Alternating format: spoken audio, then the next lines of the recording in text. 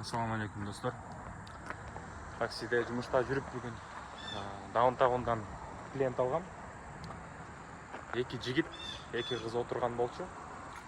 Костюм кийген, вечерний көйнөк кийишкен қыздар. Аларды ушул Лимонт деген айылга алып келдим. Азыр бул жерде кирип келаткан жагы абдан кооз экен. Анан тиги жерге мен артында машиналар турган жакка алып барып таштадым. Сүйлөшкөн жокпуз, өзлөрү сүйлөшүп келишти.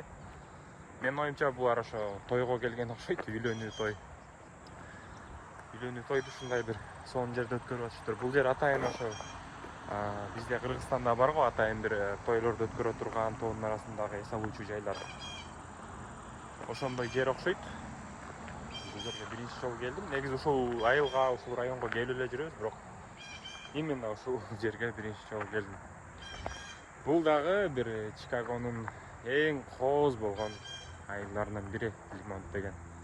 Тетиги жерде бир кызыл кирпичтен салынган үй көрүнүп турат. Анан бул тарапка чыкканда да өтө мындай жомоктогудай болгон бир өзгөчө стилдеги үйлөр бар жер экен. А биз болсо жумуштабыз.